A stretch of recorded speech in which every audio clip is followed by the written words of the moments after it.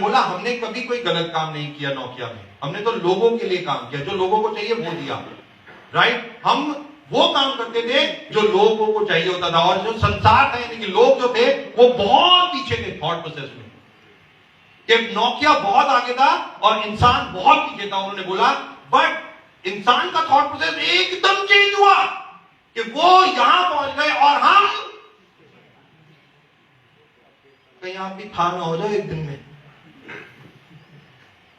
Nokia जैसी company 1 घंटे में बिक गई, जहां पे कितने दिमाग वाले लोग और सब ने यूज किया, वो भी नहीं, और वो भी माइक्रोसॉफ्ट ने टेक ओवर कर 100%। इनको एक ही लाइन सुननी पड़ती है, मम्मी आपको ना टीवी का रिमोट ना मोबाइल फोन, राइट, ये तो आप है ही नहीं। और मम्मियों से पूछ लो, कोई ना बच्चे हैं, मम्मी अपग्रेड करने को तैयार ही नहीं है। क्यों? थॉट प्रोसेस ही है, बहुत जी लिया, बस कुछ करा लो, भगवान का नाम जपा लो, कुछ कर लो, वो सब कर लेंगी, काम नहीं करना मैंने, मतलब दिमाग का ये मैंने ठान लिया, मैंने अपने आप को अपग्रेड नहीं करना, बस। इसीलिए आपके बच्चे आपको बोलते हैं आप अपडेटेड हो गए हो, और ज्यादा सुनना है। अभी पापाओं को नहीं बोलते ज्यादा बच्चे, बट पापा खुश ना हो ज्यादा, आपका वक्त भी आने वाला है। वो थोड़ा सा डरते हैं आपसे बस, क्योंकि आपसे पैसा चाहिए उन्हें। जिस दिन आपका बच्चा इंडिपेंडेंट हुआ, कहेगा 3rd क्लास पापा, मैं लिख के दे रहा हूं, वो यही बोलेगा, वो यही बोलेगा आपके पास। क्यों? वो कहेगा आपके पास ऑप्शन थी करोड़पति बनने की, कर क्या रहे थे? वो कहेंगे मम्मी से प्यार, कहेंगे कर लो फिर, बस यही रह गया आपकी जिंदगी में। ये ना थॉट प्रोसेस कि आपको करना क्या। अरे मैं सोचता हूं बिल गेट्स का, मैं सोचो बिल गेट्स ने एक ऐसी चीज बना दी, जब तक ये पृथ्वी है आप सारे लोग उसे करोड़ों रुपया एवरी मोमेंट दे रहे हो, पता है ना आपको। आप जैसे लैपटॉप खोलते हो उसके बाद पटिक करके पैसा चला जाता है साला।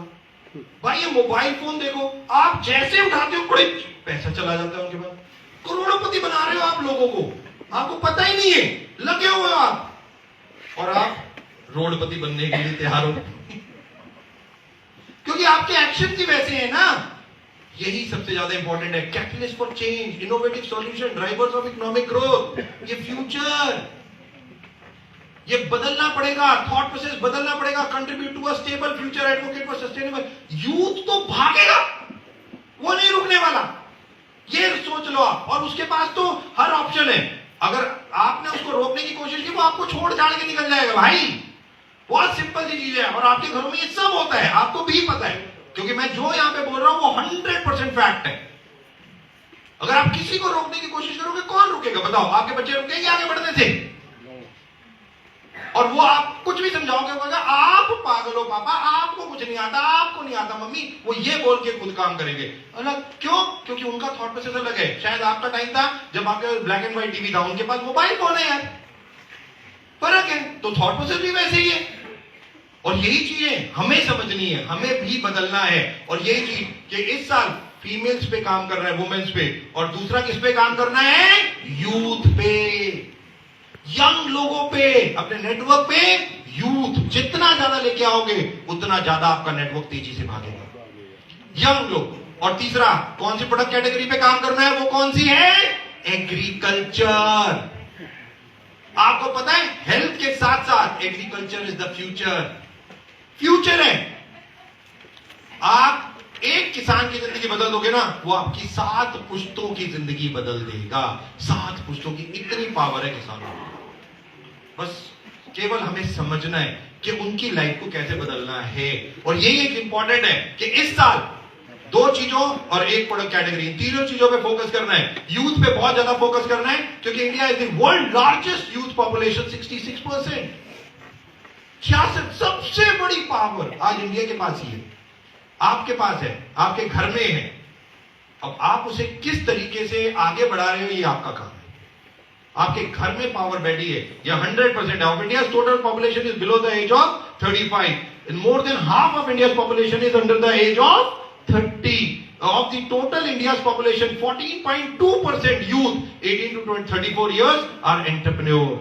कि आज तकरीबन 14% बच्चे या लोग एंटरप्रेन्योर बने चुके हैं ऑलरेडी 18 से 34 साल में. बट 18 से 34 साल में आपको पता है आज की डेट का ब्रैकेट क्या है? 18 से 34 साल की उम्र में कितने बच्चे आते हैं? तकरीबन 36 करोड़ से ज्यादा, 36 करोड़. बट उनको अपॉर्चुनिटी करें क्या? वो करें क्या? ये सबसे बड़ा क्वेश्चन है. इसीलिए why India youth choose startups. कि आज इंडिया, क्योंकि उनके पास ऑप्शन ही नहीं है, वो आपसे पैसा मांगेंगे. वो कहेंगे पापा पैसा दो. अब आपके पास भी पैसा नहीं है. अब लोन गिरवी रखोगे, कुछ ना कुछ करोगे, गाड़ी बेचोगे, XYZ कुछ करोगे या जमीनें बेचोगे. भाई यही तो प्रॉब्लम है. एफर्ट नहीं करते हम, इसी चीज जो है वो करने लग जाते हैं. चल जमीन पड़ी है 2 किल्ले बेच दे यार बच्चे ले. हम ये सोचते हैं, ये नहीं सोचते मेहनत करके 4 किल्ले और खरीद दे. थॉट प्रोसेस बहुत सिंपल सी चीज है. और यही एक सबसे ज्यादा इंपॉर्टेंट है. एंटरप्रेन्योरशिप, आज बच्चा आगे बढ़ना चाहता है, वो रिस्क टेकिंग माइंडसेट है उसका. माइक्रोसॉफ्ट की स्टडी है 100 में से केवल 10 से ज्यादा स्टार्टअप नहीं चलते. बट फिर भी वो बच्चे रिस्क लेते हैं, वो लेते हैं. और मैं हमेशा बोलता हूं रिस्क लो, लाइफ में रिस्क लो, पर लाइफ का रिस्क कभी मत लो. लाइफ में अगर रिस्क नहीं लिया तो आगे कैसे बढ़ोगे? बट हाँ, लाइफ का रिस्क नहीं लेना भाई. कभी पंगे नहीं पड़ना कि तार को जाके पकड़ लिया, पता चल जाता है 1 मिनट में. वो काम नहीं करना, राइट? या रैश ड्राइविंग, 200 की स्पीड में गाड़ी चला रहे, ऐसे काम, गलत काम नहीं करने. और यही एक सबसे ज्यादा इंपॉर्टेंट है कि आज बच्चा जो है डिजायर फॉर इंडिपेंडेंस, क्रिएटिविटी, वो कुछ अलग करना चाहता है. आपके घर में बच्चे हैं, आप बताओ कि 10-10 साल के बच्चे हुए ना आजकल स्टोरी बना रही होती, बनाते हैं नहीं बनाते बच्चे? बताओ. आप कह रहे हो यस, आप उन्हें रोकते हो. अच्छा, कितने पेरेंट्स हैं जो रोकते हैं? हाथ खड़ा करो, शर्माओ मत. रोकते हैं बच्चों को? नहीं रोकते. कभी नहीं रोकना. जिस दिन आप अपने बच्चे को रोकोगे, आप उसके दिमाग को रोक दोगे.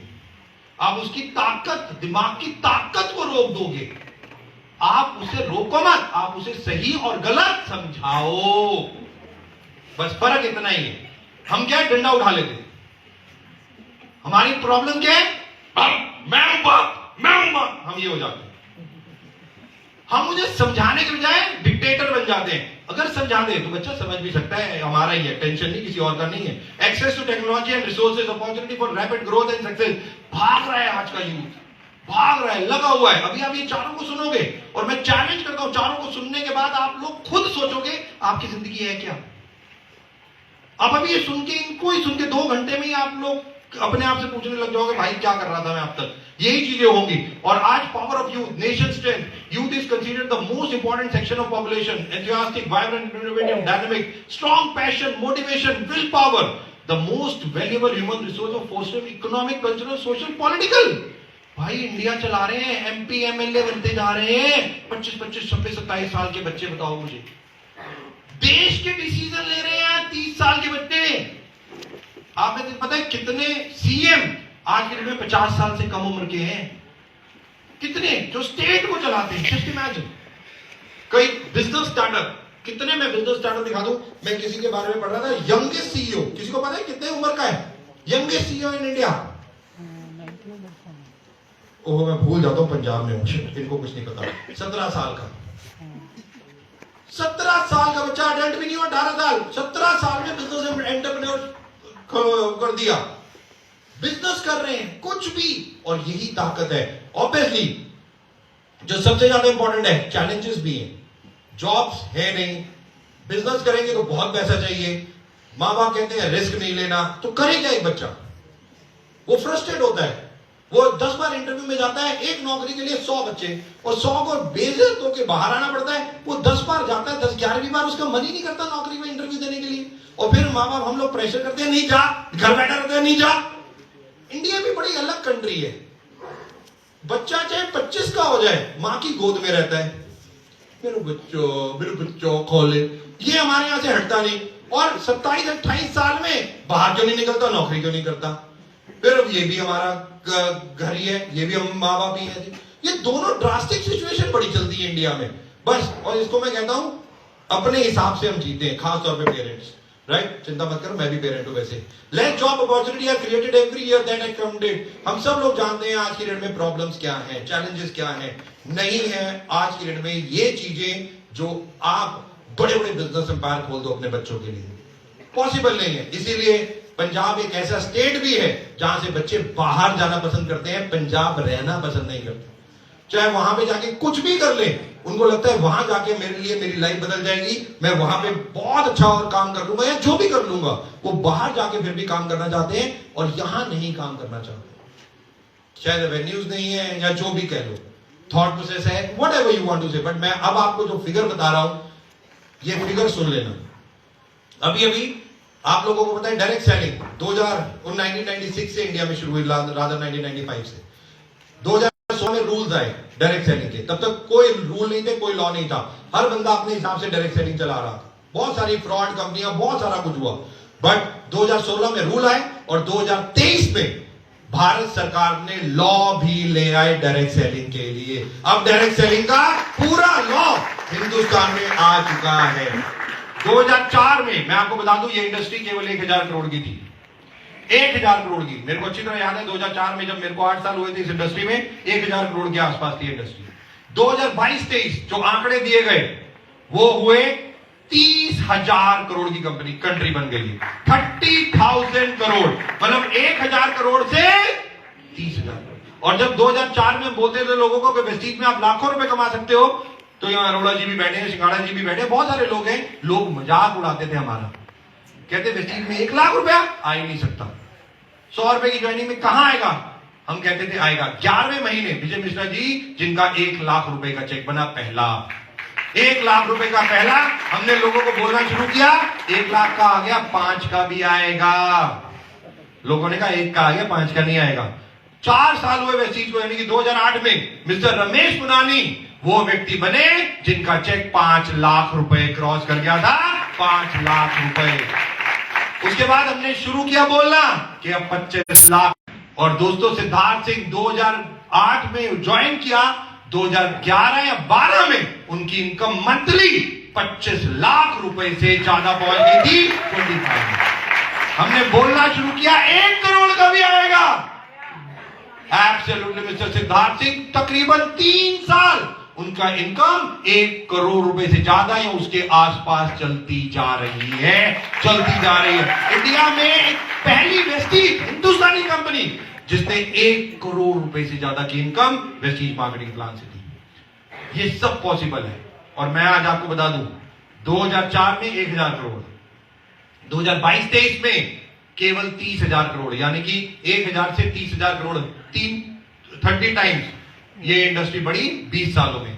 नेक्स्ट 10 इयर्स जो डायरेक्ट सेलिंग का आंकड़े हैं मैं आपको बता दूं, 2032-33 में डायरेक्ट सेलिंग, क्योंकि अब लॉ आ गया है, सब कुछ सही है, भारत सरकार बहुत कड़े डिसीजन इस साल लेने वाली है। अभी अभी दिल्ली में एक बहुत हाई प्रोफाइल मीटिंग हुई है जहां पे वेस्टीज की मैनेजमेंट, हमारे एमडी सर थे और कुछ लोगों को हम डिस्ट्रीब्यूटर्स को भी बुलाया वहां पे डायरेक्ट सेलिंग से। और मैं आपको बता दूं उस फोरम में 80% केवल वेस्टीज के डिस्ट्रीब्यूटर बैठे हुए थे, वेस्टीज के डिस्ट्रीब्यूटर बैठे हुए थे।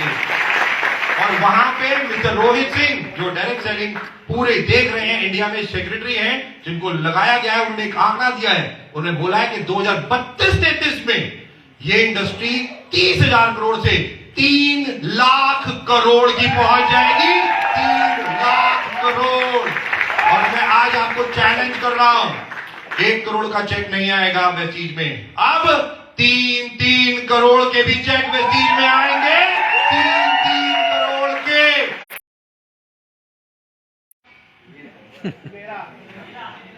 किसका आएगा ये मैं नहीं जानता।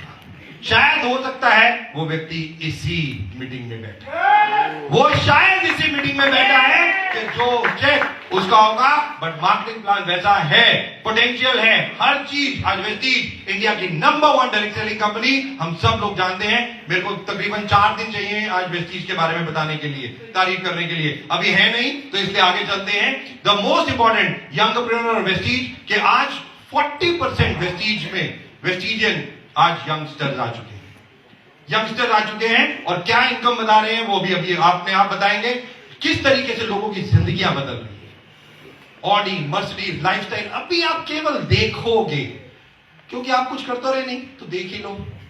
केवल देखोगे आप कि क्या लाइफस्टाइल, क्या अभी ये माइक पकड़ेंगे ना वो लोग, आप खुद देखोगे, आप कहोगे यार, आपको जस्ट ये 5 मिनट और ट्रांसफॉर्मिंग लाइफ किस तरीके से यंग एज में कहां से कहां पहुंच रहे हैं, financial freedom and healthy lifestyle, the soft skill group किस तरीके से कर रहे हैं, key to success, one of the best marketing plan, world class product, visionary management, resilient education system जो बहुत इंपॉर्टेंट है।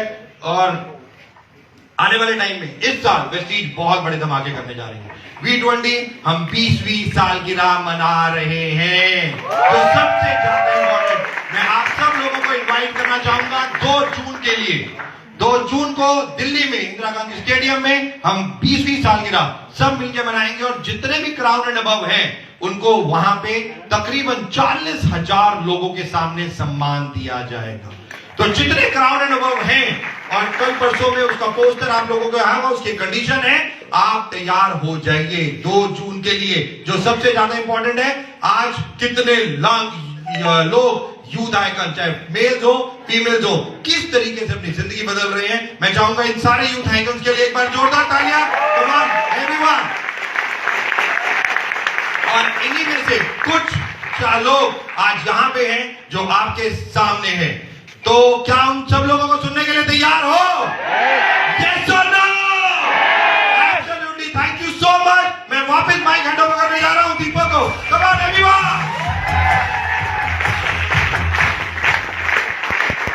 Come on everyone, जोरदार तालियां। तो एक्साइटमेंट है? ओके, तो इसी एक्साइटमेंट के साथ आप सबके बीच में जोरदार तालियों से इनवाइट करना चाहूंगा universal crown director mister Dinesh Kardam. जोरदार तालियों से स्वागत करेंगे।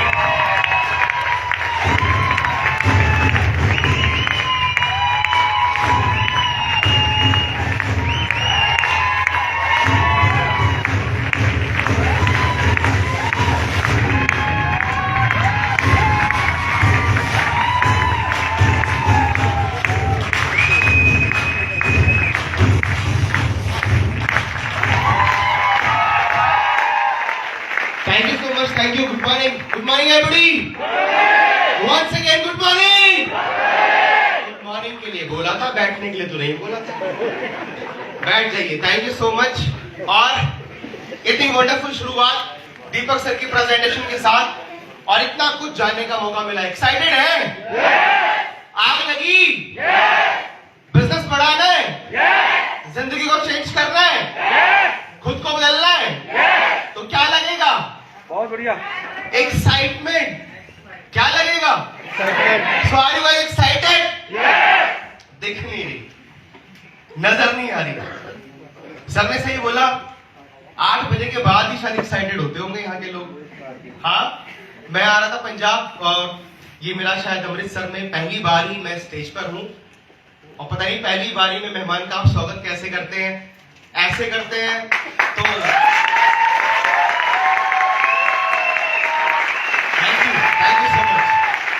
Thank you so much. इससे बढ़िया हो सकता है? इससे बढ़िया, इससे बढ़िया, इससे बढ़िया।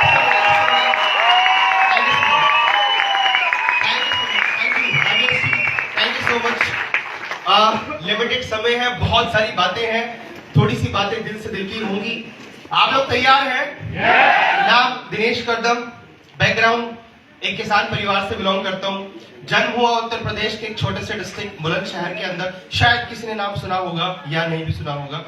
एक बहुत मध्यम वर्गीय परिवार। मेरे पिताजी मजदूरी किया करते थे खेतों में और उनके पिताजी भी मजदूरी किया करते थे, जाहिर सी बात है।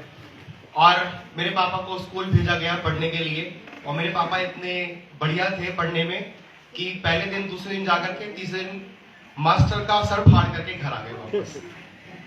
यहाँ भी होती होंगी ऐसी हरकतें? क्या ज्यादा होती है? मेरे फादर घर आ गए, उसके बाद अपना बैग लेने के लिए वापस भी नहीं गए। मेरे दादा ने उनको बोला कि अब तेरे बस की पढ़ना तो है नहीं, तो कुछ काम वाम ढूंढ ले।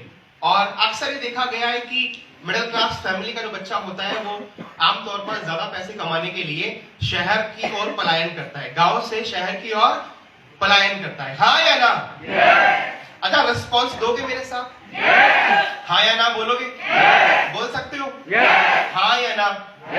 हाँ। मुंह से हाँ ही निकले, ना भी निकले। मेरे फादर दिल्ली आए। दिल्ली के अंदर में चांदनी चौक में, सीलमपुर में, गांधीनगर में बहुत जगह पे मजदूरी मेहनत कर रहे हैं, काम शुरू किया। और ऐसे ही किसी के रेफरेंस से वो गांधीनगर एक दिल्ली में जगह होती है जो कि कपड़ों का एक बड़ा एशिया की सबसे बड़ी मार्केट उसको कहा जाता है। वहां पर उन्होंने एक फैक्ट्री में जाकर के सिलाई का काम करना सीखना शुरू किया। कई सालों तक एज अ कारीगर काम किया, उसके बाद अपना काम करना शुरू किया, अपना काम स्टार्ट किया और बहुत कम उम्र के अंदर में अपने खानदान के, अपने गांव के वो एक बेहतर बिजनेसमैन बने, बहुत पैसा कमाया, ऐसे मेरी फैमिली बताती है। फिर मेरे पापा की शादी हुई, फिर मेरी मम्मी आई और फिर मैं आया और फिर हम सारे दिल्ली आए। तो मेरे फादर हमें लेकर के दिल्ली लेकर के आए और मेरी पढ़ाई लिखाई सारी दिल्ली से ही हुई, नर्सरी से लेकर के 12th एजुकेशन, ग्रेजुएशन, सारी चीजें। और मेरे फादर ने हमेशा बहुत मेहनत करी। मेरी मम्मी बताती है कि उनकी जेब में 50-50 हजार की गड्डी रहती थी 84 में, 90 में, मतलब 87, 86। मैं जब बड़ा होने लगा तो मुझे ये सारी बातें, ये सारी चीजें ना ख्याली पुलाव लगना शुरू हो गए कि तू ऐसे रहता था। फोटोज दिखाते हैं तो फोटोज में तूने पैंट सूट पहना है, ये ऐसी लाइफ है, लेकिन मैं देख रहा हूँ उनकी लाइफ तो कुछ और ही है। ये तो है ही नहीं आज मेरे पास में जो मुझे दिखाया जा रहा है। और मैं फोटो में बचपन में पता भी नहीं है कि मेरा ही है, किसी और के दिखा करके मुझे खुश किया जा रहा है। मैं बड़ा इस चीज को लेकर के ना सोचता था कि आज की लाइफ कैसी है। उस समय पर मैं अपनी मम्मी से पैसे मांगता कहीं किताब के लिए, कॉपी के लिए या किसी और काम के लिए स्कूल में, तो मुझे हमेशा बहानेबाजी मिलती थी कि कल ले लियो, अगले हफ्ते ले लियो, अगले महीने, ऐसे करके। हमारे को कपड़े मिला करते थे, होली पे एक, मतलब दिवाली को एक भाई को, अगले दिवाली पे दूसरी भाई को, और ऐसे करके कहीं ना कहीं पे। तो मैं देख रहा था कि यार ये जो बातें कही जा रही हैं ये सच है या कैसी है। मैंने तो अपनी फैमिली में शुरुआत से गरीबी ही देखी। मैंने कम उम्र में, मैं बहुत लकी हूँ, फॉर्चुनेट मानता हूँ खुद को कि मैंने कम उम्र के अंदर में अपनी फैमिली में गरीबी बहुत करीब से देखी। मेरे फादर का जो काम था, मेरे फादर ने जो बिजनेस शुरू किया था, वो उसको बहुत बढ़ाने की कोशिश करी। ट्रेडिशनल बिजनेस आप लोग सब लोग करते होंगे, है ना, पारंपरिक व्यापार। ट्रेडिशनल बिजनेस के अंदर में बहुत सारा पैसा लगता है, अपफ्रंट पैसा बहुत लगता है। और मेरे फादर ने बहुत सारे लोगों से उधार, लोन, ये सारी चीजें ली। मतलब आप मानिए कि जब तक मैं बड़ा हो रहा था, 6ठी, 7वीं, 8वीं क्लास में आया, तो मेरी फैमिली के अंदर में ऐसा कोई रिलेटिव नहीं था, ऐसा कोई रिश्तेदार नहीं था जिससे मेरे फादर ने पैसा उधार ना ले रखा हो। और कंडीशन इतनी वर्स्ट होती जा रही थी दिन प्रतिदिन कि कहीं ना कहीं हमारे घर के अंदर में सुबह नाश्ते के टाइम पे, शाम को डिनर के टाइम पे कोई ना कोई उधार मांगने वाला वहां पे जरूर होता। और हम जिस घर में रह रहे थे, मेरे फादर ने छोटा मोटा घर बनाया था, उस घर से भी निकल करके हमको किराए के मकान में आना पड़ा। मेरे फादर ने कुछ पार्टनरशिप्स कर ली, कुछ और मार्केट के लॉसेस हुए, या तो बिजनेस करने के तरीके उनको उस तरीके से अपने आप को बदल नहीं पाए, या कुछ तो ऐसा हुआ कि हमारी फैमिली फाइनेंशियल क्राइसिस में आती गई। साल 2007 जब मैं प्राइवेट स्कूल से सरकारी स्कूल में गया पहली बार, तो मुझे लगा कि शायद मेरी जिंदगी पूरी बदल गई है। अलग प्रवृत्ति के लोग, अलग क्वालिटी के लोग, वो स्कूल, वो ऐसी कैटेगरी जहां पर नाम के पहले प्रीफिक्स सफिक्स पहले यूज होता है। अब फैमिली शायद बोल तो सकता नहीं हूं, लेकिन नाम के साथ साथ कुछ और भी हेल्पिंग वर्ब्स वहां पे इस्तेमाल करते। मैं देखता ये कौन से बच्चे हैं यार, ये कहां से आते हैं। मैं जिस स्कूल से आया हूं वहां तो ऐसा कल्चर ही नहीं था। अलग तरीके के लोग, अलग भांति भांति प्रकार के बच्चे। एक बच्चा, मैं तो अभी मेरी हाइट छोटी थी, एक बच्चा ऐसा एकदम अंकल की उम्र का। मैंने कहा ये शायद दूसरी क्लास में होगा। वो कह रहा नहीं, ये हमारी क्लास में ही है, पिछले कई सालों से है और ये यहीं रहेगा। उसने अपनी टेबल भी फिक्स कर रखी थी, उसने यहीं बैठना है, क्योंकि आगे 3-4 साल और बैठना है तो उसने वहीं बैठना है, ऐसे करके। खैर लाइफ आगे बढ़ने लगी। और जब मैंने फैमिली के अंदर में देखा कि कहीं ना कहीं कोई तो चैलेंज है, क्योंकि मैं इतना बड़ा नहीं था, समझदार नहीं था, तो मुझे पता नहीं था कि पैसे का कोई चैलेंज होता है या ये जो क्राइसिस है वो पैसे का है। तो मैं अपनी मम्मी को, पापा को शाम को खाना खाने के बाद में कुछ बात करते हुए देखता, आपस में बतलाते थे, वो बातें करते थे, हमें सुला दिया करते थे। तो मैं देखता कि यार वो ना कुछ बातें कर रहे हैं, लेकिन वो कुछ बातें हो रही है, लेकिन वो चेहरे पे वो भाव खुशी का तो नहीं है, वो टेंस का कुछ माहौल ऐसा लग रहा है। तो कुछ वो डिस्कस करते थे, मुझे मालूम नहीं क्या चीजें वो लोग डिस्कस करते थे कि वो फैमिली की कंडीशंस थी। आज मैं बड़ा हुआ तो मुझे समझ में आता है कि न जाने किन किन हालातों के अंदर उन्होंने हमको पाला। आज मैं बहुत लकी मानता हूँ खुद को कि मुझे ऐसे पेरेंट्स मिले, मुझे इतनी सारी चीजें उनको देख करके मुझे सीखने का मौका मिला कि मेरे पेरेंट्स ने, मेरे पापा ने आज तक कभी हार नहीं मानी। मैंने एक एटीट्यूड अपने फादर से सीखा है, that is called never give up, कभी हारना नहीं। जब हमारी कंडीशन इतनी खराब हो गई थी तो हमारे सारे रिश्तेदारों ने हमारा साथ छोड़ दिया, सारे पड़ोसियों ने अपना पीछा छोड़ दिया, और मैंने ऐसा ऐसा समय देखा जहां पर हमारे जितने भी क्लोज रिलेटिव्स थे उनको मालूम भी नहीं है कि हम रहते कहाँ हैं, हमारा पता कहाँ है, हमारे को कुछ हो जाए तो कोई टाइम पे वक्त पे पहुंच भी नहीं सकता। गूगल नेविगेशन उस समय पे इतना स्ट्रॉन्ग काम नहीं करती थी। तो कहीं ना कहीं पे हमारी फैमिली ने बहुत ऐसा टफ टाइम देखा जहां पर कोई सपोर्ट, जहां पे कोई भी, मैंने एक बात सीखी मेरी जिंदगी से कि अगर आपकी जेब में है पैसे, अगर आपकी जेब में है पैसे तो लोग आपसे पूछेंगे कि आप कैसे। मैंने बहुत करीब के रिश्तेदारों को दूर जाते हुए देखा है। आज के समय पे तो कहते हैं घोर कलयुग है, कलयुग नहीं घोर कलयुग है। आज के समय पे बाप बड़ा ना भैया, सबसे बड़ा भैया। पैसा है तो इज्जत है, घर में, समाज में, परिवार में। मैंने बहुत अपने करीब से देखा, मेरे भाई ने बहुत छोटी उम्र में जॉब शुरू कर दी, मैं उस समय पे कॉलेज के अंदर में था। तो मेरे घर में मैंने देखा मेरी रिस्पेक्ट कम होने लगी और मेरे छोटे भाई की रिस्पेक्ट बढ़ने लगी, क्योंकि वो घर में पैसा लेके आता था, 3000 4000 लाके मेरी मम्मी के हाथ में देता, तो कटोरी में घी उसमें ज्यादा डलता, मेरे में कम डलता। एक परिवार में 4 बेटे, छोटा कम कमाता है, छोटा ज्यादा कमाता है और बड़ा कम कमाता है। बताओ इज्जत किसको मिलेगी? छोटा कम कमाता है, छोटा ज्यादा कमाता है लेकिन बड़ा कम कमाता है, बताओ इज्जत किसको मिलेगी? ऑब्वियसली, हाँ या ना।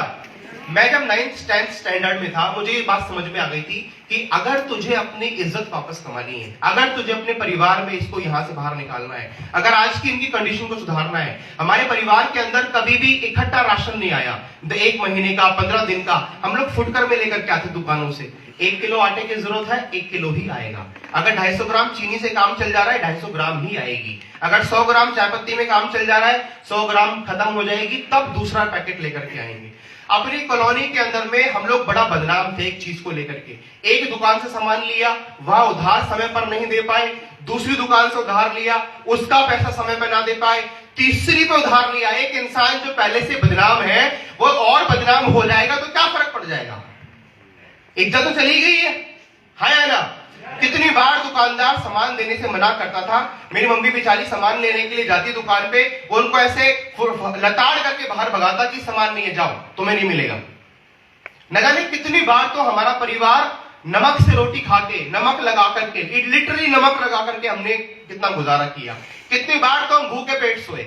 मेरी छोटी सी बहन है, वो भी कुछ नहीं बोलती थी कि मम्मी भूख लगी है, उसको पता है माहौल क्या है। और ऐसे बहुत सारे दिन हमने देखे। मैं जब अपनी स्टडीज पे आगे बढ़ रहा था, मैंने बचपन से लेकर के आज तक एक ही बात सुनी।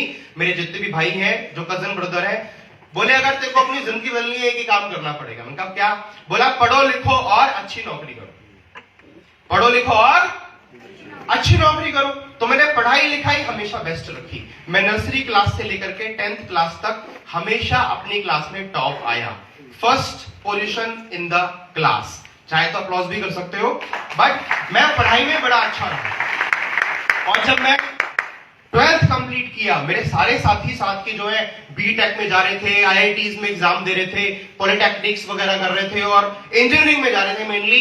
तो मैं भी कंपटीशन में सबसे आगे था, first position in the class. तो मुझे कहा जा रहा था इंजीनियरिंग में जाना था। मैंने अपने घर में जब बोला मेरे पापा को मुझे आगे पढ़ाई करनी है, मेरे पापा ने साफ मना कर दिया। बोले हम तुझे आगे नहीं पढ़ा सकते, हमारे पास और पैसे नहीं है और तुझे ही सारा पैसा लगा देंगे, तेरे छोटे भाई क्या करेंगे, इनको भी तो पढ़ाना है। उन्होंने साफ मना कर दिया, हम नहीं करा सकते। मेरी मम्मी ने पूछा, मम्मी बेचारी पूछती थी कि क्या है, बता क्या करना है। मैंने कहा इंजीनियरिंग, कितने पैसे लगेंगे? मैं कम से कम 3-4 लाख तो लग ही जाएंगे। मुझे को लगता है पापा के पास पैसे हैं, जो लगता है कि वो दे पाएंगे तुझे। पहले से इतना जो उधार किया हुआ है, जो सर पे आते हैं डेली सुबह शाम, तो लगता है कि और उधार पैसा ले पाएंगे तेरे पापा, और उनको देगा कौन? तो तू कुछ और देख ले, सस्ती पढ़ाई कर ले, वरना कमाना शुरू कर। मेरे पापा ने पूरे इंतजाम कर लिए मुझे 12वीं क्लास के बाद काम पे लगाने के। और मेरे लिए दो काम, बहुत इज्जत वाले दो काम उन्होंने चुने गांधीनगर के अंदर। एक उनके जो जानकार दुकानदार था जिससे वो चाय पिया करते थे, उसकी चाय की दुकान पे एक लड़के की कमी थी। या तो मैं लड़के वहां पे चाय के बर्तन मांज रहा होता या किसी फैक्ट्री के अंदर में धागे काट रहा होता सिलाई होने के बाद। ये दो काम मेरे फादर ने चुने मेरे लिए। उनकी जानकारी कहां है? गांधीनगर। उनके संबंध कहां है? गांधीनगर। उनका रेफरेंस कहां काम करेगा, अप्रोच कहां काम करेगी? वही काम करेगी, वही पे भेजेंगे। मैंने साफ मना कर दिया, मुझे नहीं करना। घर में बैठा लो, बैठ के खा लूंगा, नहीं करना तो मतलब नहीं करना। और उस दिन मैं बहुत रोया, मैंने 2 दिन तक खाना छोड़ दिया और मेरे फैमिली वाले सब समझा रहे कि यार तू कर ले कुछ। मैंने एक चीज ठान ली, आज मैं एक चीज समझ गया हूं कि जिंदगी में आप सबसे बोलना चाहता हूं, अगर जिंदगी में अगर आप कामयाब होना चाहते हो, एक सवाल, क्या आप कामयाब होना चाहते हैं? क्या इतनी हल्की आवाज होनी चाहिए अपनी कामयाबी के लिए? क्या आप कामयाब होना चाहते हो? अगर आप कामयाब होना चाहते हो तो आपको सबसे पहले एक चीज करनी पड़ेगी, आपकी जिंदगी के फैसले आपको अपने हाथ में लेने पड़ेंगे। अगर आपकी जिंदगी के फैसले आपके हाथ में हैं तो। और मैं जान गया था क्योंकि आज इनके पास पैसे नहीं है, आज ही पढ़ाने से मना कर सकते हैं, कल को कोई और अपॉर्चुनिटी आई उसके लिए मना कर सकते हैं। मुझे खुद को फाइनेंशियल इंडिपेंडेंट करना पड़ेगा। मुझे पढ़ाई के साथ साथ पैसा कमाना पड़ेगा। 17 साल की उम्र से ऑफिशियली कमा रहा हूं। 10, 11, 12 साल की उम्र से मम्मी के साथ घर में बैठ करके कुछ ना कुछ छोटे मोटे काम, आप राखी बांधते होंगे, राखियां बनती हैं, मैंने अपने हाथ से बनाई है। दिवाली पे फूल टंगते हैं, वो जो मालाएं आती है टांगने वाली, घंटियां लगी होती है, मैंने अपने हाथ से बनाई है। रेशम लगती है चुनरी के अंदर, अपने हाथ से लगाई है। स्कूल जाने से पहले 2-3 घंटे मम्मी के साथ वही काम किया करता था। 17 साल की उम्र में जब मैं कॉलेज में आया, मैंने कहा कोई सस्ता सा कॉलेज ढूंढ। दिल्ली यूनिवर्सिटी रामदास कॉलेज में एडमिशन लिया बीएससी स्टैटिस्टिक्स के अंदर। और मुझे एक बात समझ में आ गई थी, दिनेश, मात्र पढ़ाई से कुछ होने वाला नहीं है। मैं पढ़ाई के अगेंस्ट नहीं हूं आज, ना मैं आपको शिक्षा देना चाहता, लेकिन पढ़ाई, एजुकेशन और कामयाबी का आपस में कोई रिलेशन नहीं है। आप BA, BSc, BCom, BTech, IIT, doctor, professional engineer बनने के बाद कामयाब हो जाएंगे, ऐसा कहीं डिग्री में नहीं लिखा। लिखा है क्या? नहीं। कामयाबी का डिग्री से कुछ लेना ही नहीं है। डिग्री होती है आपको समझ देने के लिए, ये समझ देने के लिए कि आप अपने अच्छे बुरे फैसले ले सके, बस। और मुझे समझ में आ गया कि कॉलेज में डिग्री लेने के बाद कुछ होने वाला नहीं है। फर्स्ट सेमेस्टर में मालूम चल गया था कि या तो आगे और पढ़ाई करनी पड़ेगी जिसका पैसा नहीं है, वरना आज तुझे कुछ करना पड़ेगा। कॉलेज के 2nd ईयर 3rd ईयर के अंदर में लकीली मुझे वेस्टीज जानने का मौका मिला। I started Vestige in the year of 2016। 21 साल की उम्र में वेस्टीज में आया। और जब वेस्टीज में आया, तालियां होनी चाहिए वेस्टीज के नाम से तो। Thank you so much. Vestige में आया, और जब वेस्टीज में आया, वेस्टीज की प्रेजेंटेशन देखी, और जितना भी पहले का पार्ट होता है, आपने सुना होगा सीएनटी, सब लोग जानते हैं ना, गंदी हवा, साफ हवा, न्यूट्रिशन, ये कार्बोहाइड्रेट, प्रोटीन, विटामिन, सेल्स, 63 कोशिकाएं और ये नोनी पोनी, कुछ समझ में नहीं आया। बस 3 चीज समझ में आई थी जो मेरा दर्द था। 3 चीजें। सबसे पहला ट्रैवल फंड, दूसरा कार फंड, और तीसरा सबको याद है, travel fund, car fund, house fund. Middle class का दर्द क्या? एक अपनी गाड़ी हो जाए एसी फिटेड, चाहे एल्टो ही हो जाए, एक बार बंदा विदेश यात्रा करके आ जाए और 50,000 लाख रुपए की इनकम बन जाए कम से कम। हाँ या ना? मेरा सपना था 2016 में कि मेरी इनकम 30,000 रुपए भी आ गई तो मैं सारे खानदान को एक तरफ कर दूंगा। 30,000 रुपए ड्रीम के साथ मैंने वेस्टीज को ज्वाइन किया और मैंने खूब मेहनत करना शुरू किया, लोगों के घर जाकर प्लान दिखाने शुरू करे। और जब 1 ही महीना हुआ तो मुझे समझ में आया कि मैंने वेस्टीज को ज्वाइन नहीं किया, मैंने चैलेंज को ज्वाइन कर लिया। इतने चैलेंज आने लगे, इतने चैलेंज आने लगे। पहले मेरी जेब में जब मैं वेस्टीज में नहीं था तो कम से कम 500, 700, 800 रुपए पड़े रहते थे अपने खर्चे के। जब वेस्टीज में आया तो पता नहीं क्या अकाल सा पड़ गया। यस, अचानक से जेबें खाली होना शुरू और घर से कोई सपोर्ट नहीं। मैंने अपना फैमिली बैकग्राउंड ऑलरेडी बताया, घर से कोई सपोर्ट नहीं, 1 रुपए का सपोर्ट नहीं। 2012 जब मैं कॉलेज में गया था, मैं फाइनेंशियल इंडिपेंडेंट हूं।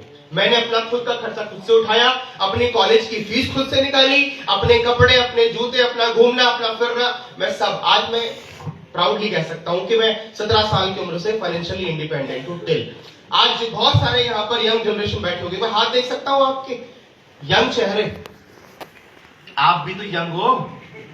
हाँ जी,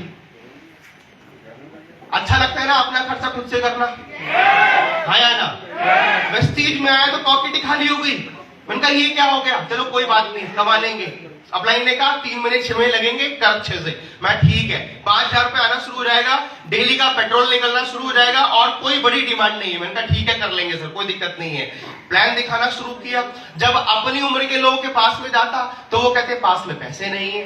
बीबीए वाले के पास गया, बोलो I don't like this business, this is not my cup of T. एक बंदा कह रहा, मेरा दोस्त कह रहा, यार तू किस काम में पड़ गया यार, दिस इज साबुन चाय पत्ती तेल बिजनेस।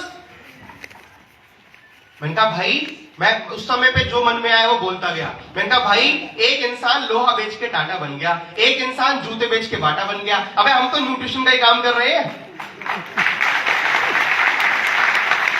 जो मन में आया वो बोलता गया। जब मेरे को समझ में आया भाई 3, 4, 10 प्लान दिखा दिए, इसकी जेब में पैसे नहीं है, प्लान बहुत अच्छा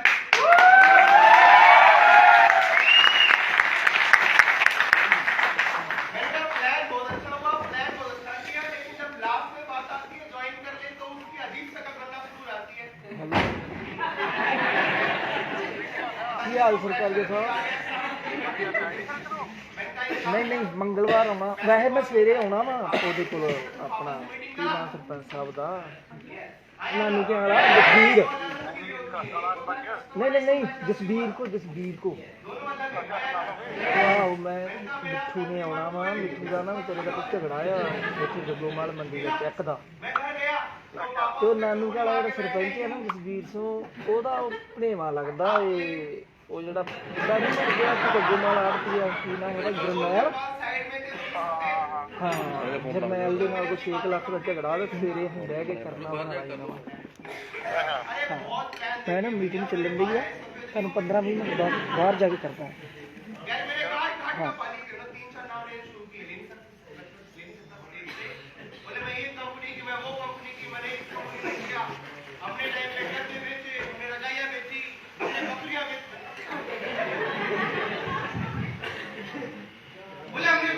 उन्होंने लास्ट में एक बात बोली, बोले हमने दुनिया देखी है। मैंने कहा पासपोर्ट दिखाना है अपना। बोले हमने धूप में बाल सफेद किए हैं। कह रहे हमने धूप में बाल सफेद नहीं किए, बहुत दुनिया देखी है। मैंने कहा हाँ ठीक है, देख रहा हूं वो तुम्हें। मैंने कहा और कुछ सोचा है आगे? कह रहे बस अब तो ये 2 चिंटू मिंटू में, ये 10वीं में, ये ग्रेजुएशन में, ये कुछ कर ले। मतलब 40 साल का, अभी सर बता रहे थे 40, 60, 70 साल का बंदा क्या एटीट्यूड है फॉरेन के अंदर। यहां तो बंदा 50 साल का तो खाट पकड़ लेता हुक्के के साथ। बोला आप तो भाई कुछ नहीं, अब तो जो कर दिया कर लिया। फॉरेन में हम लोग कहां पे थे, हम लोग शायद थाईलैंड से आ रहे थे, तो एक बंदा हमारे साथ चेकिंग लाइन में खड़ा हुआ, बहुत ही ओल्ड एज। मैंने कहा sir where are you going? I am going to Australia. मैंने कहा व्हाट्स योर एज? बोला 65। मैंने कहा 65 साल की उम्र में ये थाईलैंड से यहां जा रहा है। बोला वेयर आर यू फ्रॉम? मैंने कहा I am from India. Oh I have been in India many times, Mumbai, Delhi, Kolkata. मतलब वहां के लोगों का कॉन्सेप्ट ही अलग है। जब मैं वेस्टीज में आया मुझे समझ में आया कि भाई ऐसे दाल गलने वाली नहीं है। कहते हैं ना घी सीधी उंगली से ना निकले तो उंगली टेढ़ी कर दो। मैंने अपना फॉर्मेट ही चेंज कर दिया। मैंने अपॉर्चुनिटी करी साइड। पहले मैं जाता बात करता लाख रुपए की इनकम, 10 लाख रुपए की इनकम, हाथी घोड़ा पाल की, जय कन्हैया लाल की, इनको समझ ही नहीं आना। मैंने कोई बात नहीं, जहां जाओ कंज्यूमर बना के आओ, जहां जाओ कंज्यूमर बना करके आओ। मैं लोगों को प्रोडक्ट पे फोकस कराना शुरू किया। पहले महीने की इनकम बनी वेस्टीज के अंदर 78 रुपए की, मात्र अपनी खरीद 5% का परफॉर्मेंस बोनस। अगले महीने भी इनकम थी 27 रुपए। कुछ लोगों को जोड़ना शुरू किया 968 रुपए। ये शुरुआत के दिन की फोटो, घर घर जाकर के डीएलसी फीस में जाकर के ये मैंने लोगों को सिखा करके हॉल के बाहर बैठ करके, ये मेरा पहला फोटो है जब मैं पहली बार गया। कहां का फोटो लग रहा है ये? कहां का? हेड ऑफिस नहीं है, मंदिर है ये, प्रणाम करो ऐसे करके। यहां गया पहली बार, मैंने देखा मैं ऐसे घुसा जैसे वो बड़ा सा वो सामने, सर क्या ऑफिस बनाया आपने? मैं कहा ओ भाई क्या है भाई, मैंने ये तो एक फोटो तो लगा सकता हूं, मैंने लिटरली जाके मैंने वॉशरूम में फोटो लिया। मैंने कहा भाई ये कैसा ऑफिस है? मैंने कहा कंपनी का इतना बड़ा ऑफिस, मेरे अपना समझा रहे दिनेश जी बहुत काम करेंगे, लाख रुपए कमाएंगे, कुछ समझ में नहीं आया। जब ऑफिस गया तो लगा भाई ये बहुत बड़ी कंपनी है, यहाँ अपना उद्धार हो जाएगा, हम जैसे गरीब लोगों के लिए यही एक जगह है, यही एक रास्ता है। और जितने डाउट थे, मतलब बहुत सवाल होते हैं। मैं जब पहली बार मैं करावल नगर दिल्ली में जगह पड़ती है नाले के पास, कांशीराम से रही नहीं यहाँ पे, तो मैं गया वहां पे, एक आंटी बोली, मैंने फ्लैक्स ऑयल का डेमो दिखाया, थर्माकोल गला, आंटी की धड़कन बढ़ रही। आंटी कह रही भैया मुझे एक बात बता, अगर हमने खाया हमारी कोई आंत वो तो गल गई तो। मैंने कहा आंटी कभी कभी आपने सर दर्द की गोली खाई है, कभी डिस्प्रिन खाई है? बोली हाँ खाई तो है। मैं कहां से खाते हो? कह रही मुंह से। मैंने कहा जाती कहाँ है? और पेट में। मैंने कहा दर्द कहाँ का ठीक होता है? सर का। मैंने कहा तो इसका भी यही काम है, ये आत्मात नहीं गलाएगी जाकर के। आड़े टेढ़े तिरछे बहुत सारे सवाल, आप आज सारे सुनते होंगे, हाँ या ना? कोई बात नहीं, हम सब सुन के आ चुके हैं, क्योंकि सास भी कभी बहू थी। हमने वो सारे चैलेंजेस फील्ड वाले झेले हैं। बहुत सारे लोग तो ना ऐसे ही आपके सामने आते हैं, जब आपको देखते हैं ना, मतलब आप यकीन मानिए, मैं आपकी वैल्यू बताता हूं, वैल्यू क्या है। एक वेस्टिजियन की, इवन एक नेटवर्कर की इंडिया में वेस्टिजियन की वैल्यू क्या है? आज 1996 से लेकर के 2024 तक लगभग 25, 26, 27 साल नेटवर्क मार्केटिंग को इंडिया के अंदर में हो गए हैं। अगर एक कंपनी जो ढंग से ग्रो कर पाई है बढ़िया से, वो है वेस्टीज मार्केटिंग। एक कंपनी जो फॉरेन में जाकर के अपने ऑफिस खोल रही है, वहां पर कलूटों को एश्योर लगवाना सिखा रही है। एक अलग गोरा हो गया है ना सर वहां पे? हाँ, बोला पहले लगाता था, वहां की टेस्टमनी है मेरे पास में, पहले साबुन लगाता था, काले झाग आते थे, अब हरे आने शुरू हो गए। अगर एक कंपनी, आप देखिए आपकी वैल्यू क्या है मार्केट के अंदर में। अगर आपके नजदीकी गली मोहल्ले पड़ोस, आजकल तो पड़ोस हमारा फेसबुक हो गया है, आपको फेसबुक पे, इंस्टाग्राम पे, जहां आपने एक वेस्टीज की टाई के साथ फोटो डाली, आप देखना अलग अलग कंपनी के लोग आपको फ्रेंड रिक्वेस्ट भेजना शुरू कर देंगे। ये वैल्यू है आपकी। आज आपने आज की फोटोज यहां से खींच करके अमृतसर की फोटो डाली, इवेंट किया है, अलग अलग लोग आपको टारगेट करना शुरू कर देते हैं। उनको पता है कि आज के समय पे वैल्यू, एजुकेशन, एथिक्स और इनके साथ में एक फुली लोडेड नेटवर्क अगर किसी कंपनी के अंदर काम कर रहा है तो वो है वेस्टीज मार्केटिंग। आपको आते होंगे मैसेज, है ना? हमको भी 2017-18 में जैसे लोगों को मालूम चला दिनेश नाम से एक मुर्गा आ गया है मार्केट में, पकड़ लो, धर लो, काट दो, अलग अलग प्लान लेकर के, ये 2 लाख इनकम, ये वाली इनकम। मैंने कहा 2 लाख से तो दूर से तौबा है, ये तो करना ही नहीं है। 2 लाख का मतलब क्या? हमने बचपन में एक शेर सुना था, बोला दूर से देखा 2 अंडे उबल रहे थे, पास जाके देखा 2 गंजे उछल रहे थे। कुछ ऐसा ही है, फटे हाल। मैंने कहा वेस्टीज बढ़िया कंपनी, छोड़नी नहीं है, जिंदगी में एक ही कंपनी करनी है, वेस्टीज। और जब इतना बड़ा इंफ्रास्ट्रक्चर है, सारी चीजें हैं, चैलेंजेस आते हैं, आई नो, लोग मना करेंगे, हाँ करेंगे नहीं करेंगे, बहुत सारी चीजें, लेकिन जब आप उन चैलेंजेस से बाहर निकलते हो। 2017 के अंदर में मेरी जिंदगी में इतना बड़ा तूफान आया, मेरी वेस्टीज से 4-5 हजार रुपए की इनकम पहुंची थी, और वो इनकम के बाद में भी अकाउंट में कुछ घट करके कुछ टीम गई, कुछ ये हुआ। आपकी टीमें छोड़ के जाती है? हमारी बहुत गई है भाई। किसके सामने ना के रोए बताओ? अरे जो चला गया भगवान। मैं बहुत स्पिरिचुअलिटी पे विश्वास रखता हूं।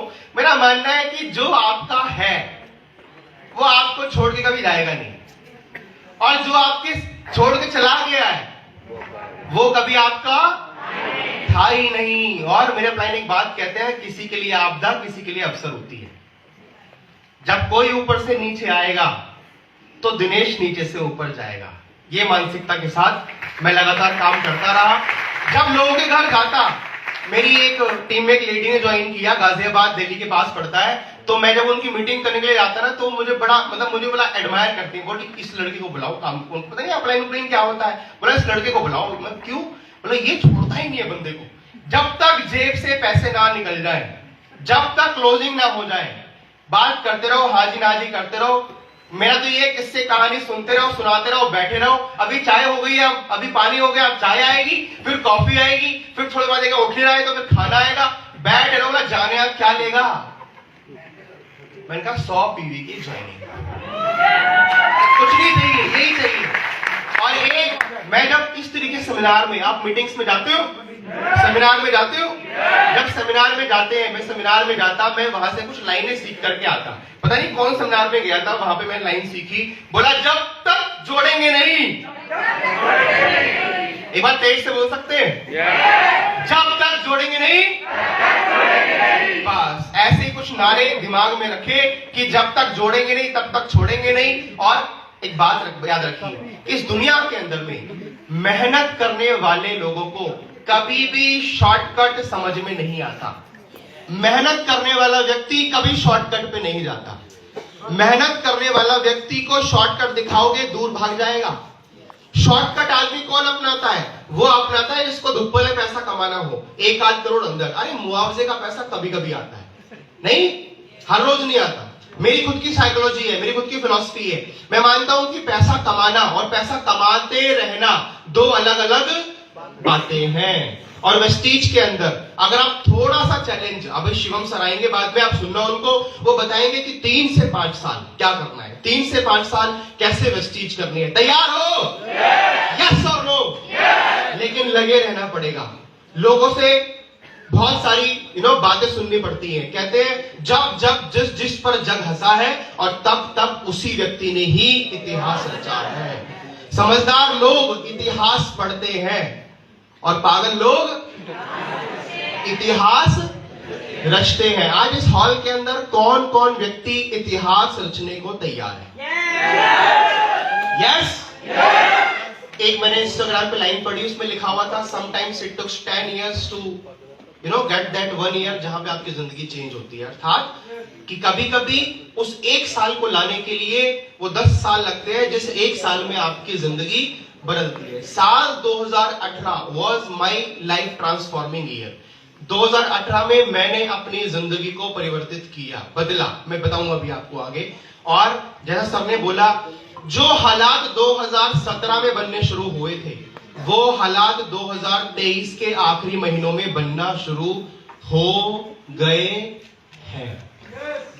और 2024 यहां से बहुत सारे लोग नए 1 लाख पे पहुंचेंगे, नए 5 लाख पे पहुंचेंगे और नए 1 करोड़ पहुंचेंगे। बस एक चीज, यहां का सॉफ्टवेयर बदलना पड़ेगा। यहां पर चेंज लाना पड़ेगा, बदलाव लाना है। लेकिन कहां लाना है? दिमाग में, यहां लाना है। 2017 was most challenging for me, जहां पर मेरी फैमिली ने, मेरे दोस्तों ने, मेरे रिश्तेदारों ने, सबने मेरा साथ छोड़ दिया। मैं आपको बता दूं कि आपकी जिंदगी में, वेस्टीज की जर्नी में एक समय जरूर ऐसा आएगा जहां पर आपके साथ, आपके पास, आपके सपोर्ट में सिर्फ उम्मीद की एक टॉर्च लेकर के एक व्यक्ति खड़ा होगा। वो होता है आपका अपलाइन, सिर्फ आपका अपलाइन। और कोई आपके साथ नहीं होगा। सब लोग आपके ऊपर से विश्वास हटा लेंगे। जो आज आपके पास आपको तालियां बजाते हैं, जो आज आपके साथ खड़े हैं, जो बोलते हैं सर हम तुम्हारे साथ हैं, वो लोग सब छोड़ जाएंगे आपको। चेहरे बदलते हैं नेटवर्क मार्केटिंग में, हाँ या ना?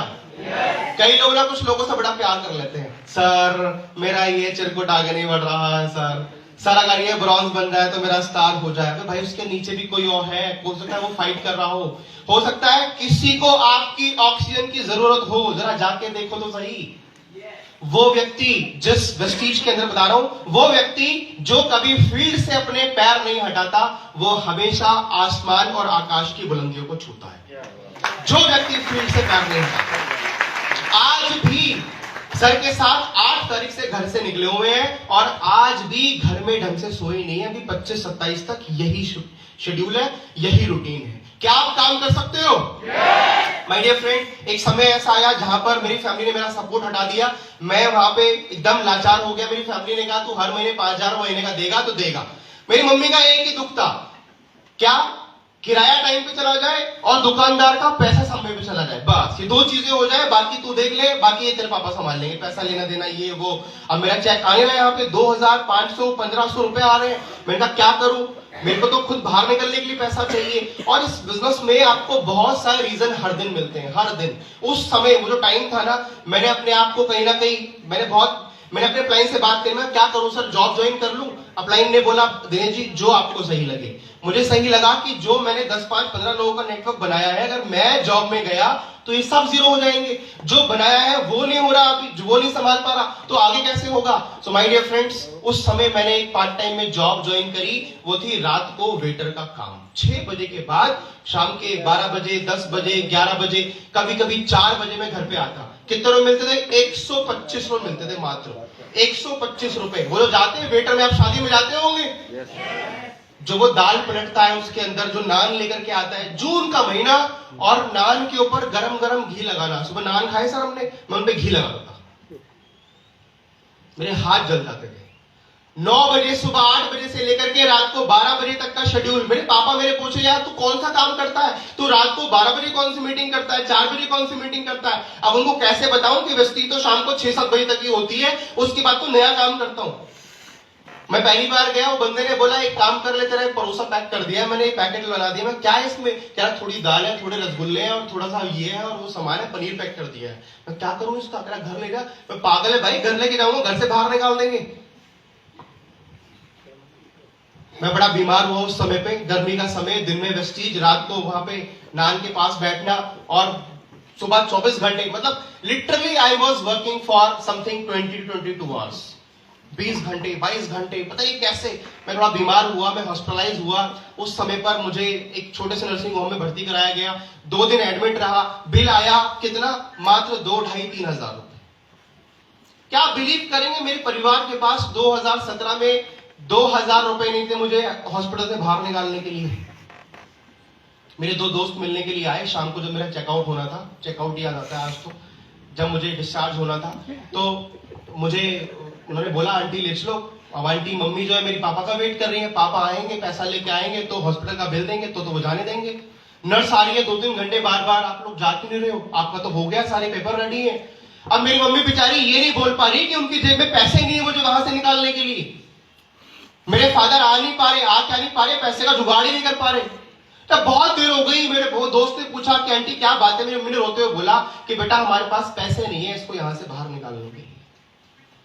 उसका घर नजदीकी था, वो भाग के गया, वहां से अपने पापा से पैसे उधार लेकर के आया, और तब उसने हॉस्पिटल का बिल दिया, तब मैं बाहर निकल के आया। सारे लोग इतना परेशान मेरे घर में। मेरी मम्मी को मैंने उसके रोते हुए देखा, मेरा यहां से ना सीना खोल गया। मैंने कहा अब तो भाई कुछ करके रहूंगा। जब इंसान पैसे के लिए काम करता है ना तो वो कम मेहनत कर पाता है, लेकिन जब इंसान अपने परिवार के लिए काम करता है ना, उसको भूख, प्यास, सर्दी, गर्मी, बरसात, जाड़े कुछ नहीं लगता। मैं घर आया, अगले दिन मेरा कोर्ट मार्शल हुआ।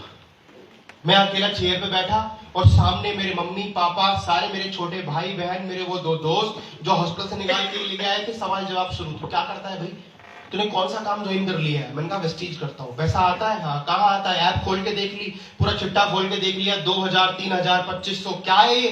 मेरा दोस्त कह रहा मुझे देख, मैं गुड़गांव में जॉब करता हूँ, साइबर सिटी में 35,000 रुपए की नौकरी, तेरे साथ स्कूल में पढ़ता था। तू अपनी लाइफस्टाइल देख और मैं मेरी लाइफस्टाइल देख। मैं अपने आप को देख रहा हूँ, जूते मेरे, उसके कपड़े, बहुत सारी बातें हुई, बहुत सारा वहां पे चीरहरण सुना आपने कभी? महाभारत देखी है?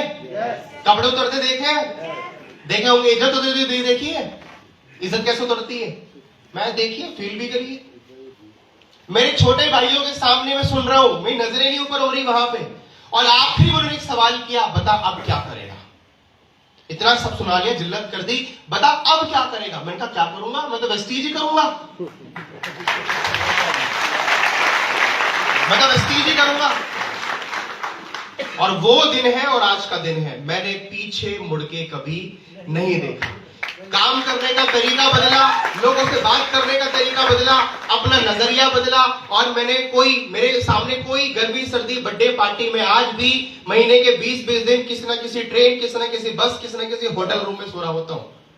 और मेरे को पता है कि किसी एक खानदान में, किसी एक जनरेशन में, किसी एक व्यक्ति को तो जलना पड़ेगा। अगर आज आपने वो मेहनत नहीं करी तो आपकी आने वाली जनरेशन को करनी पड़ेगी। मैंने ये सोच लिया है कि मेरे परिवार से, मेरे खानदान से और 7 पुश्तों से गरीबी नाम की बीमारी मिटाने की जिम्मेदारी और उनका ठेका मैंने ले लिया। मैं करूंगा, कोई और नहीं करेगा, मैं करूंगा। And my dear friends, life in वेस्टीज। आफ्टर जब आप यहाँ पे सक्सेसफुल होते हैं, स्काई डाइविंग जाने का मौका मिला, बहुत सारे फॉरेन ट्रिप्स करिए, 6 बार फॉरेन ट्रिप्स होके आ गया, गाड़ी यहां से खरीद ली, विटारा ब्रीजा और स्कोडा स्लाविया 2 गाड़ी खरीद ली। ये सारी मटेरियलिस्टिक सक्सेस है, ये वो है जो आप देख सकते हो। लेकिन इतना सारा मेरे पीछे जो मैं दिखा ही नहीं सकता मैं क्या था और मैं क्या हो गया हूं। कभी फेसबुक इंस्टाग्राम पे जाके नीचे नीचे नीचे जाना, मेरे पुराने फोटो देखना, एकदम रिक्शे वाली शकल सा आदमी, पेट और ये कमर आपस में पप्पी ले रहे हैं, पैंट रुक नहीं रही नीचे। ये वेस्टीज के अंदर आए, पहली बार फॉरेन ट्रिप देखने का मौका मिला, जाने का मौका मिला। पहले साल की पूरी इनकम थी 19,000 रुपए, पूरे साल की 19,000 रुपए। क्या कमाया क्या बचाया? 2017 1,08,000 रुपए, 18 जैसा मैंने आपको बताया 18 के अंदर 16 लाख रुपए की इनकम पे पहुंचा, लगभग 2 लाख 1.5 लाख एवरेज इनकम के रुपए के ऊपर। और 2024 जो व्यक्ति फील्ड पे काम करेगा, सबने 2 बातें बताई हैं, 2 human category, youth and women, 2 product category, nutrition and agri. इन्हें पकड़ लो। 2024 के अंदर मैं बता रहा हूं, आज के 2 साल 3 साल के बाद आप में से कोई व्यक्ति ये यूथ आइकन बन के यहां खड़ा होगा और उसकी स्टोरी सब सुन रहे होंगे। 2020 के बाद से लेके अब तक मैं 40 से 50 लाख रुपए के एवरेज इनकम पे पहुंचा। आज मेरा गोल है पहले साल का करोड़ पे पहुंचना है, और जैसे सर ने कहा 1 करोड़ महीना बहुत दूर वाली बात नहीं है, आने वाला 5 साल, मैक्सिमम 5 साल। 5 साल के अंदर आप वेस्टीज के अंदर बहुत सारे ऐसे चेहरे देख रहे होंगे जो महीने का 1 करोड़ रुपया कमा रहे होंगे। बहुत सारे ऐसे लोग। क्या यहां कुछ लोग बैठे हैं? हाँ या ना? एंड माय डियर फ्रेंड्स, जैसे पंजाब के बारे में आप जानते ही हैं, आप ऑलरेडी यहीं से हैं। मैंने काम करना शुरू किया। शुरुआत के अंदर में मैं एक बंदे से मिलने के लिए गया, मैंने कहा मेरी तरह होम मीटिंग्स करा दे। मैं घर में गया तो कोई नहीं है, एक अंकल जी है और एक आंटी जी है, बस। उनका आंटी घर में और कोई, कह रहे हमारे सब पंजाब, दूसरे पंजाब रहते हैं। दूसरा पंजाब कहाँ है? बोले कनाडा। बच्चे सब वही रहते हैं। मैंने कहा यहाँ आपके साथ? बोला कुछ नहीं, हम ही है।